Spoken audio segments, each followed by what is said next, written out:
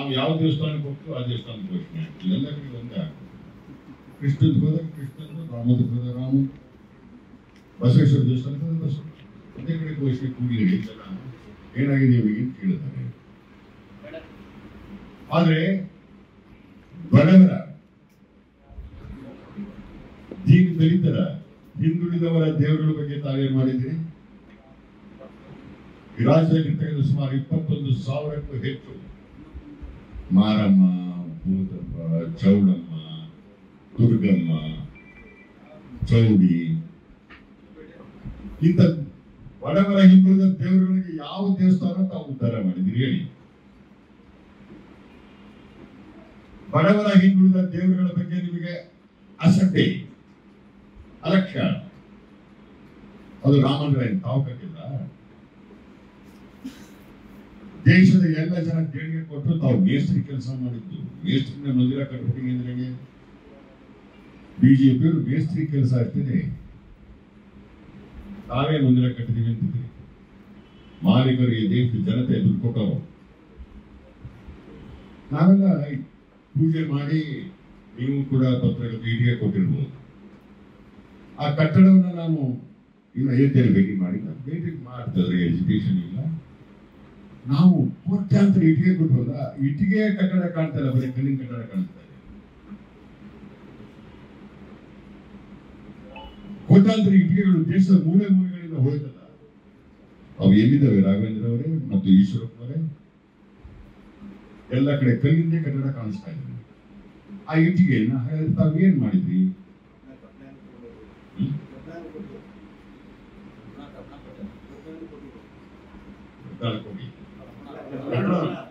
ಕೊಟ್ಟಿದ್ದಾರೆ.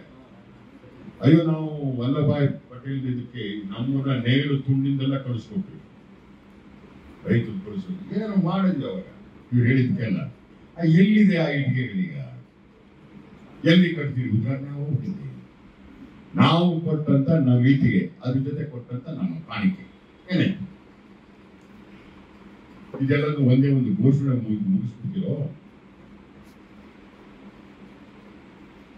ನೀವು ರಾಮನ ಹೆಸರಿನಲ್ಲಿ ಜನಕ್ಕೆ ವಂಚನೆ ಮಾಡೋದಿರ್ತೀರ, ರಾಮನಿಗೂ ವಂಚನೆ ಮಾಡೋದ? ಆಯ್ತು, ರಾಮನ ಹೆಸರು ಅರ್ಹತೆಯನ್ನು ತಾವೆಲ್ಲ ಗಳಿಸ್ಕೊಂಡಿದ್ದೀರಾ. ಆ ಶ್ರೀರಾಮ ಒಂದು ಆಪಾದನೆ ಬಂದ್ರೆ ಪತ್ನಿಯ ಮೇಲೆ, ಪತ್ನಿ ಸೀತೆಯನ್ನೇ ತ್ಯಾಗ ಮಾಡಿದ್ರು. ಒಂದು ಆಪಾದನೆ. ನಿಮ್ಮೇಲೆ 1000 ಆಪಾದನೆ ಬಂದು ನೀವೇನು ಯಾವ್ದನ್ನು ತ್ಯಾಗ ಮಾಡಲ್ಲ. ತಂದೆ ಕೊಟ್ಟ ಮಾತಿಗೋಸ್ಕರ ಸಿಂಹಾಸನವನ್ನ ಅಂದ್ರೆ ಅಧಿಕಾರವನ್ನ ಬಿಟ್ಟು ರಾಮ ಕಾಡಿಗೆ ಹೋದ. ಅರೆ ಬಿಜೆಪಿ ಹೇಗಿದ್ದಾರೆ ಈ ರಾಮಗಳು?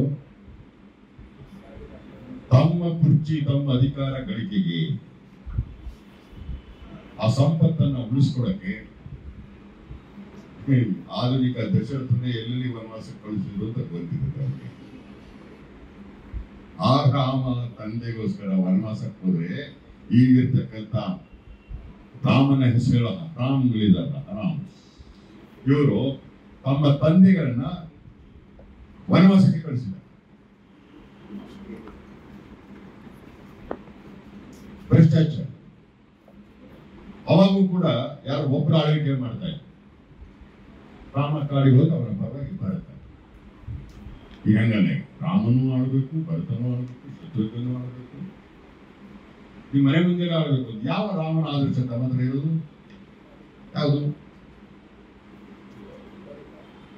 ರಾಮನ ಹೆಸರು ಅರ್ಹತೆ ತಾನಿಗಿಲ್ಲ. ಅದೇ ರೈತರಿ ಈ ನಾಡಿನ ಧರ್ಮಭಕ್ತ, ದೈವಭಕ್ತ ಜನಕ್ಕಿದೆ ಹೊರತು ನೀವು ಮತಕ್ಕೋಸ್ಕರ ರಾಮನ ಹೆಸರನ್ನ ಹೇಳಬೇಡಿ.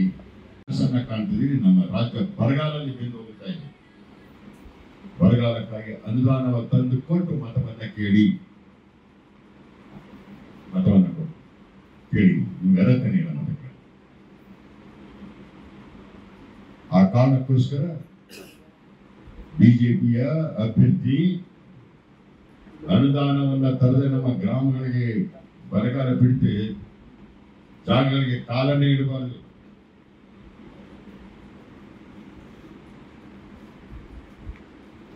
ನಮ್ಮ ಮೇಲೆ ಟೀಕೆಯನ್ನು ನಿಲ್ಲಿಸಬೇಕು.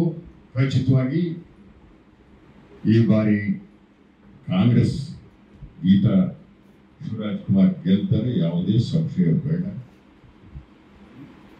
ನಾವಿನ್ನು ಹೆಚ್ಚು ಹೇಳಕ್ ಹೋಗೋದಿಲ್ಲ ಬಿಜೆಪಿ ಬಗ್ಗೆ, ಅವರ ಅಭ್ಯರ್ಥಿ ಬಗ್ಗೆ. ಈಶ್ವರಪ್ಪನವರೇ ಸಾಕಷ್ಟು ಹೇಳ್ತಾ ಬಂದಿದ್ದಾರೆ, ಏನೇನಾಗಿದೆ ಎಂತೆಂಥವ್ರು. ಈಶ್ವರಪ್ಪನವ್ರು ಹೇಳಿದಷ್ಟು ನಾವು ಹೇಳಕ್ಕಾಗದಿಲ್ಲ, ಯಾಕಂದ್ರೆ ಈಶ್ವರಪ್ಪ ಬಹಳ ಹತ್ತಿರ ನೋಡಿದ್ದಾರೆ. ಮೊನ್ನೆ ಬೇರೆ ಒಂದು ಮಾತಿನ ಹೇಳಿದ್ದಾರೆ, ನನಗೆ ಉಚ್ಚಾಟನೆ ಆಗೋದಕ್ಕೆ ಕಾಯ್ತಾ ಇದ್ದೀನಿ, ಕಾದಾಗ ಇನ್ನೊಂದಿಷ್ಟು ಹೇಳ್ತೀನಿ ಬಂದು ಏನೇನಿರ್ಬೋದು ಅಂತ ನನಗೆ ಆತಂಕ. ಅದು ಕೇಳೋದಕ್ಕೆ ಮಾಡಬೇಕು ಅಂದ್ರೆ ಈಶ್ವರಪ್ಪನವರು ಇನ್ನು ಎಂತೆಂಥ ಅಗಾಧವಾದ ರಹಸ್ಯಗಳಿರಬಹುದು ಅಂತ. ಅವ್ರು ಒಟ್ಟು ಒಡನಾಡಿಗಳಲ್ಲ. ಹಾಗಾಗಿ ಈಶ್ವರಪ್ಪನವ್ರನ್ನ ಇನ್ನೂ ಉಚ್ಚಾಟದೆ ಸಸ್ಪೆಂಡ್ ಮಾಡದೆ ಯಾಕೆ ಇಟ್ಕೊಂಡಿದ್ದೀರ ಅಂತಂದ್ರೆ, ಈಶ್ವರಪ್ಪನವ್ರು ಹೇಳುವ ಪ್ರಕಾರ ಭಯ, ನಿಮ್ಮ ಆಂತರಿಕವಾಗಿರ್ತಕ್ಕಂಥ ಹಾವು ಚೇಳುಗಳು ಅಂತ ಹೇಳಿದಾರಲ್ಲ, ಅವೆಲ್ಲವೂ ನಿಮ್ಮ ಹೊರಗೆ ಬಂದು ಬಿಡ್ತವೆ. ಸಂಸದೆಲ್ಲ ಹೇಳಿದ್ದಾರೆ, ಹಾವು ಚೇಳುಗಳಿಗೆಲ್ಲ ಕೇಳಿ ಮಾಡಬೇಡಿ ಅಂತ. ಅವಷ್ಟು ಈಶ್ವರಪ್ಪನ ಹತ್ರ ನಿಮ್ಮವೇ ಇದ್ದಾರೆ. ಅವ್ರನ್ನ ಸಸ್ಪೆಂಡ್ ಮಾಡಿ ನೋಡಿ ಧೈರ್ಯ ಇದ್ರೆ ನಿಮ್ಮವೆಲ್ಲ ಹೆಂಗ್ ಹೊರಗಡೆ ಬರ್ತವೆ. ಹಾಗಾಗಿ ನಾವು ಕಾಂಗ್ರೆಸ್ನವರು ನಿಮಗೆ ಟೀಕೆ ಮಾಡಕ್ ಹೋಗ್ತಾನೆ ಇಲ್ಲ. ಈಶ್ವರಪ್ಪ ಒಬ್ಬರೇ ಸಾಕು. ಇದುವರೆಗೂ ಅವರು ಒಂದು ಮಾತು ಉತ್ತರ ಕೊಟ್ಟಿಲ್ಲ, ನಂತಕ್ಕಂತೂ ಕೊಡ್ಲಿಲ್ಲ ಬಿಡಿ. ನೀವು ನಾನು 4 ಪ್ರಶ್ನೆ ಇಟ್ಟೆ, ಉತ್ತರ ಹೇಳೋ ಧೈರ್ಯ ಇದ್ರೆ ಬಿಜೆಪಿಯ ಅಭ್ಯರ್ಥಿ ರಾಘವೇಂದ್ರ ನನ್ನ ಕೇಳಿದ 4 ಪ್ರಶ್ನೆಗಳು ಉತ್ತರಿಸಿ. ಇವತ್ತು ಯಾಕೆ ಉತ್ತರಿಸ್ತಾ ಇಲ್ಲ? ಇನ್ನು ಈಶ್ವರಪ್ಪನವರು ಬೇರೆ ಇಲ್ಲ. ಹಾಗಾಗಿ ಯಾವುದೇ ನೈತಿಕ ಅರ್ಹತೆ ನಮ್ಮ ಎದುರಾಳಿ ಪಕ್ಷದ ಅಭ್ಯರ್ಥಿಗೆ ಇಲ್ಲ. ಇದನ್ನ ಗಮನಿಸಿ ಜನ ಒಂದು ಬದಲಾವಣೆಯನ್ನು ಕೊಡಿ. ಸುಳ್ಳರ ಧರ್ಮದ ವ್ಯಾಪಾರಿಗಳ ಮಾತಿಗೆ ಮರಳಾಗದೆ, ರಾಮನಂತ ಬದುಕದೆ, ತಮ್ಮ ತಂದೆಗಳನ್ನೇ ವನವಾಸಕ್ಕೆ ಕಳಿಸಿದಂತವರಿಗೆ ಮಾನ್ಯತೆಯನ್ನ ಕೊಡದೆ ನಮ್ಮ ಅಭ್ಯರ್ಥಿನ ಗೆಲ್ಲಿಸಿಕೊಡ್ಬೇಕು ಅನ್ನೋ ವಿನಂತಿಯನ್ನ, ಪ್ರಾರ್ಥನೆಯನ್ನ ಈ ಸಂದರ್ಭದಲ್ಲಿ ಮಾಡ್ತಾರೆ. ಅದಕ್ಕೆ ಸಂಶೋಧನಾ ಕೇಂದ್ರ ಬಗ್ಗೆ ಮಾತನಾಡಿಲ್ಲ. ಪ್ರಧಾನಮಂತ್ರಿ ಬಂದಾಗ ಕೂಡ ಒಂದೇ ಒಂದು ಜನೋಪಯೋಗಿಯಾದಂತ ಭರವಸೆಯನ್ನೂ ಕೊಡಿಸೋದ್ರಲ್ಲಿ ತಾವು ವಿಫಲರಾಗಿದ್ದೀರಿ. ಸಂಸದರು ಕಾರ್ಯರೂಪಕ್ಕೆ ಬರೋದು ಬೇರೆ. ಈ ತರ ತಮ್ಮ ವಿಫಲತೆಯ ಸಾಧನೆಗಳನ್ನ ಕಟ್ಕೊಂಡು ಕೂತಿದ್ದೀರಿ.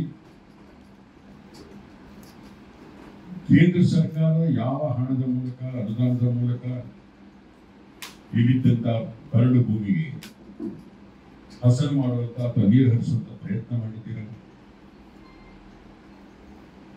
ನಿಜ, ಹೈವೇ ಮಾಡಿದ್ರೆ ಅದು ನೀವು ಮಾಡಿದ್ದಲ್ಲ. ಗಡ್ಕರಿ ದೇಶದ ಒಂದು ಯೋಜನೆಯ ಪ್ರಕಾರ ಕೇಂದ್ರ ಸರ್ಕಾರದ ಕರ್ತವ್ಯ ಅಂತ ಅವ್ರು ಮಾಡಿದ್ದಾರೆ. ತಮ್ಮದೇನಿದೆ ಎಚ್ಚರಿಕೆ.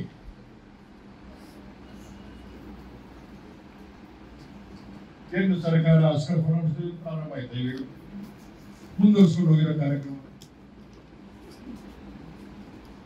ವಿಮಾನ ನಿಲ್ದಾಣ ತಗೊಂಡು ಎಷ್ಟು ಕೈಗಾರಿಕೆಗಳು ಬರಕ್ಕೆ ದಾರಿಯಾಗಿದೆ.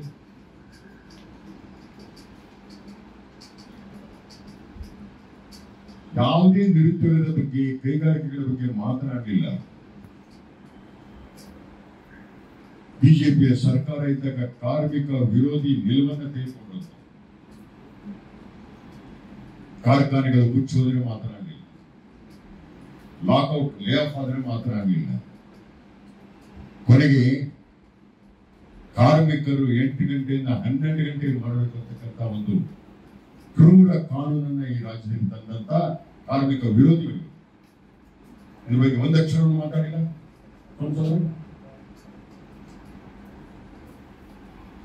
ಎಲ್ಲಾದ್ರೂ ಉಂಟೆ 8 ಗಂಟೆ ವರ್ಕಿಂಗ್ ಅವರ್ಸ್ ಬದಲಾವಣೆ ಮಾಡಿ ಯಾವುದೋ ಒಂದು ಐಫೋನ್ ಕಂಪನಿ ಜೊತೆ ವ್ಯವಹಾರ ಮಾಡಬೇಕು ಪರ್ಸೆಂಟೇಜ್. ಅವ್ರ ಒಬ್ಬರಿಗೋಸ್ಕರ ಫ್ಯಾಕ್ಟರೀಸ್ ಆಕ್ಟ್ ಅನ್ನ, ಕಾರ್ಖಾನೆಗಳ ಕಾಯ್ದೆಯನ್ನು ತಿದ್ದುಪಡಿ ಮಾಡಬೇಕು. 12 ಗಂಟೆಗಳ ಕಾಲ ಕೆಲಸ ಮಾಡಬೇಕು. ಬಡವರ ವಿರೋಧಿಯಾಗಿದ್ದೀರಿ ತಾವು. ಬಡವರಿಗೆ ಅಕ್ಕಿ ಕೊಡಬೇಕು ಅಂದ್ರೆ ಕೊಡೋದಿಲ್ಲ, ಬರಗಾಲದ ಅನುದಾನ ಕೊಡಿಸೋದಿಲ್ಲ. ಕಾರ್ಮಿಕರ ಶೋಷಣೆಯನ್ನು ಮಾಡ್ತೀರಿ. ಕಾರ್ಮಿಕರ ಹೆಸರಿನೊಳಗೆ ಶಾಹಿ ಗಾರ್ಮೆಂಟ್ಸ್ ಒಳಗೆ ಆಗಿರ್ತಕ್ಕಂಥ 250 ಕೋಟಿಯ ಒಂದು ಹಗರಣ ಬಿಟ್ಟರೆ 250 ಎಕರೆ ಪೆರಿಯರಾಗಿದೆ ಇಲ್ಲಿ. ಹಾಗಾಗಿ ಜನ ಕಾರ್ಮಿಕ ವಿರೋಧಿ, ಬಡವರ ವಿರೋಧಿ ಆಗಿರ್ತಕ್ಕಂಥ ನಿಮ್ಮನ್ನ ಈ ಬಾರಿ ಕ್ಷಮಿಸೋದಿಲ್ಲ. ನಿಜ ರಾಮ ಮಂದಿರವನ್ನು ಹೇಳ್ತಾ ಇದ್ದೀವಿ, ಜೈ ಶ್ರೀರಾಮ್ ಅಂತ ನಾವು ಹೇಳಿದ್ದೇವೆ. ಅದ್ರ ಬಗ್ಗೆ ನಮಗೇನು ಸಂಕೋಚ ಇಲ್ಲ. ದೇವರ ಬಗ್ಗೆ ನಮಗೂ ಗೌರವ ಇದೆ.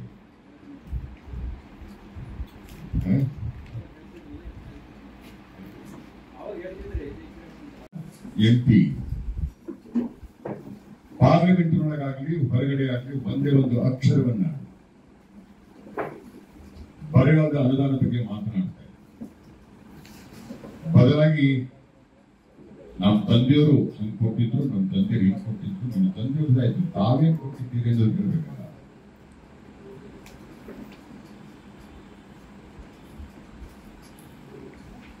ಎಷ್ಟು ಮಟ್ಟಿನ ಬರಗಾಲ ಪ್ರಾರಂಭ ಆಗಿದೆ ಅಂದ್ರೆ ಕುಡಿಯುವ ನೀರಿಗೂ ಸಮಸ್ಯೆ ಪ್ರಾರಂಭ ಆಗಿದೆ. ಜಾನುವಾರುಗಳಿಗೆ ಮೇವು ಸಿಗುತ್ತಾ ಇಲ್ಲ. ಬಡವರು ವಲಸೆ ಹೋಗುವಂತ, ಗುಳೆ ಹೋಗುವಂತ ಪರಿಸ್ಥಿತಿ ನಿರ್ಮಾಣ ಆಗಿದೆ. ಇಂತಹ ಸಂದರ್ಭದಲ್ಲಿ ನಾಟಕೀಯವಾಗಿ ಒಂದು ದಿನ, ಕೇವಲ ಒಂದು ದಿನ, ಭಾರತ್ ಅಕ್ಕಿ ಅನ್ನೋ ಹೆಸರಿನ ವ್ಯಾಪಾರ ಮಾಡಕೊಳ್ರಿ, 28 ರೂಪಾಯಿ ಒಂದು ಕೆಜಿ. ಎಲ್ಲಿದೆ ಭಾರತ್ ಅಕ್ಕಿ? ಆ ವಾಹನ ಎಲ್ಲಿದೆ?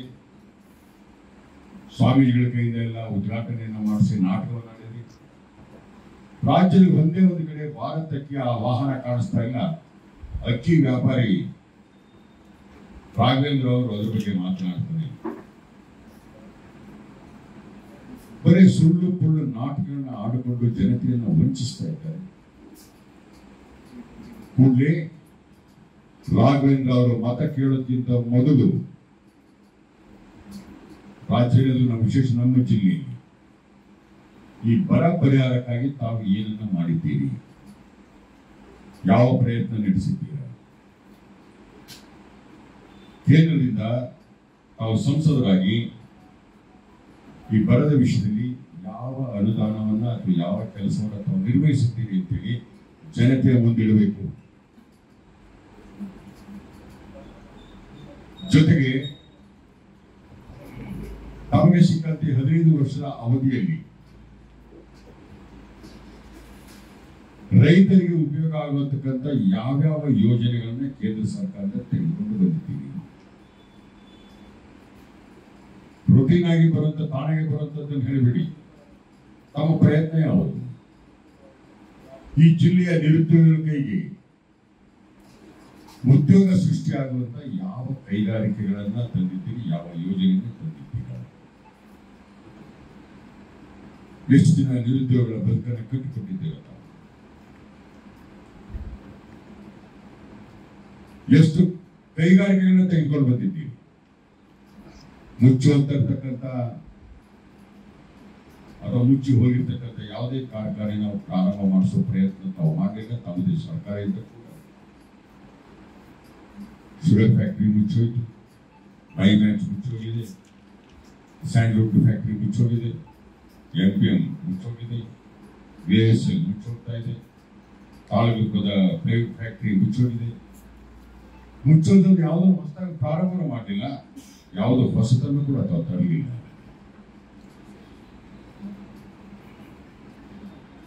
ಯುವಕರ ಕೈಗೆ ಉದ್ಯೋಗವನ್ನ ಕೊಡದೆ ಬರೀ ಉದ್ವೇಗದ, ಆವೇಶದ, ಧರ್ಮದ ಹೆಸರಿನ ಒಂದು ಘೋಷಣೆ ಹಾಕೊಂಡು ಮತ ತೆಗೆದುಕೊಳ್ಳುವಂತ ಪ್ರಯತ್ನವನ್ನು ನಾವು ಮಾಡ್ತಾ ಇದ್ದೀವಿ. ಮೋದಿಯ ಮುಖವನ್ನ ಮತ್ತು ಮುಖವಾಡವನ್ನ ಹಾಕೊಂಡು ಮತ ಕೇಳ್ತಾರೆ.